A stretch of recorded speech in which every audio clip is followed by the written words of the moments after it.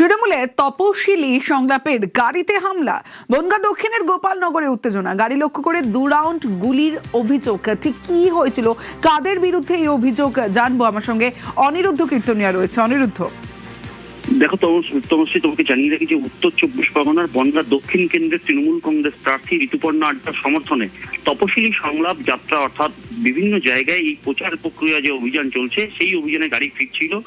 গতকাল রাতে চৈতিপাড়া এলাকায় অর্থাৎ গোপালনগর থানার চৈতিপাড়া এলাকায় সেই গাড়িতে আক্রমণের অভিযোগ উঠেছে এবং বিজেপি প্রার্থী স্বপন মজুমদারের উপস্থিতিতে এই আক্রমণ করা হয়েছে বলে অভিযোগ তোলা হয়েছে। সেখানে 2 রাউন্ড গুলি চলেছে বলে অভিযোগ করা হয়েছে এবং বন্দুকের বার্ড দিয়ে 2 তৃণমূল কংগ্রেসের সমর্থকদেরকে মারধর করা হয়েছে। তারা বনগাঁ মহকুমা হাসপাতালে ভর্তি রয়েছে বলে অভিযোগ করেছেন বনগাঁ দক্ষিণের তৃণমূল কংগ্রেস প্রার্থী। পাল্টা বিজেপির পক্ষ থেকেও কিন্তু অভিযোগ করা হয়েছে। স্বপন মজুমদার নিজে অভিযোগ করছেন যে তিনি গাড়িতে ছিলেন, তিনি প্রচার প্রক্রিয়া সেরে বাড়িতে ফিরছিলেন। চৈতিপাড়া এলাকায় দুষ্কৃতীরা, তৃণমূল দুষ্কৃতীরা তাকে আক্রমণ করে। সেই আক্রমণ ঢাকবার জন্যই এই মিথ্যা অভিযোগ তুলছে তৃণমূল কংগ্রেস, এমনই দাবি করেছেন। যদিও 2 পক্ষের তরফ থেকেই গোপালনগর থানায় লিখিতভাবে অভিযোগ দায়ের করা হচ্ছে, সেই অভিযোগের ভিত্তিতে তদন্ত চলছে এবং এই ঘটনার সঠিক তদন্ত করে উপযুক্ত ব্যবস্থা গ্রহণ করা হবে বলেও জানিয়েছে বনগাঁ। অনিরুদ্ধ, একটা বিষয় জানতে চাইবো যে আগ্নেয়াস্ত্র নিয়ে এত কড়া কমিশন, তারপরেও এই গুলি চললো কিভাবে? একদমই তৃণমূল কংগ্রেসের যে অভিযোগ এবং এই তীর্যক অভিযোগের ভিত্তিতে কিন্তু পুলিশ প্রশাসন জানাচ্ছে যে এই ঘটনার তদন্ত চলছে।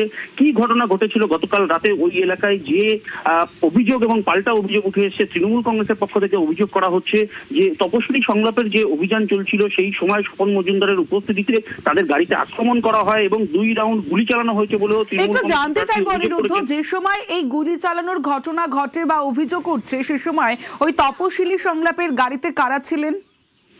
তপশিলি সংলাপের গাড়িতে সাধারণত যারা তপশিলি জাতি উপজাতির তৃণমূল কংগ্রেসের কর্মী সমর্থকরা আছে তারা ওই গাড়ি নিয়ে বিভিন্ন এলাকায় প্রচার অভিযান চালাচ্ছেন এবং সেই অভিযান চালিয়ে ফিরবার সময় এই আক্রমণ করা হয়েছে বলে তৃণমূল কংগ্রেসের পক্ষ থেকে অভিযোগ তোলা হয়েছে।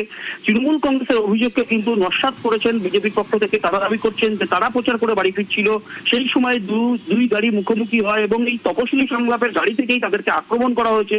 বিজেপি প্রার্থীর উদ্দেশ্যে আক্রমণ করা হয়েছে, গাড়ি উদ্দেশ্য করে ইট মারা হয়েছে তেমন অভিযোগ করেছেন বিজেপির পক্ষ থেকে। সমস্ত অভিযোগ খতিয়ে দেখছে পুলিশ, ইতিমধ্যেই এই ঘটনা তদন্ত শুরু করেছে। এই ঘটনার সঙ্গে যারা যুক্ত রয়েছে যদি তাদের বিরুদ্ধে অভিযোগ সত্যি থাকে অবশ্যই তাদেরকে গ্রেফতার করা হবে বলেও পুলিশের তরফ থেকে জানানো হয়েছে। তমশ্রী, বেশ অনিরুদ্ধ। আমাদের তপশিলি সংলাপে প্রচার তো প্রত্যেকদিনই চলে। এই গাড়িটায় হামলা করা হয় চৈতিপাড়াতে, তাদেরকে গাড়িটা অ্যাটাক করা হয়। ক্যান্ডিডেট যে বিজেপি বিধায়ক ছিল স্বপন মজুমদারের প্রেজেন্টে ওখানে হয়েছে, তাদের মারধর করে এবং হুমকি দেয়, গুলি করে কাজটা ভেঙে দেওয়া হয়। অলরেডি কমপ্লেন জমা করেছি। ইলেকশন কমিশনকে বলবো ইমিডিয়েটলি তাদের ওপর অ্যাকশন নেওয়ার জন্য। যেটা যেটা অভিযোগ করেছে সম্পূর্ণটাই তারা করেছে। অভিযোগটা আমাদের ঘাড়ে দেওয়ার চেষ্টা করছে।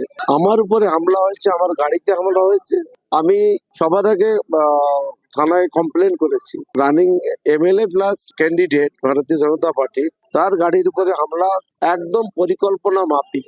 আগে নিজের অস্তিত্ব রক্ষা করো, তারপরে আর একজনের দিকে আঙুল তোলো।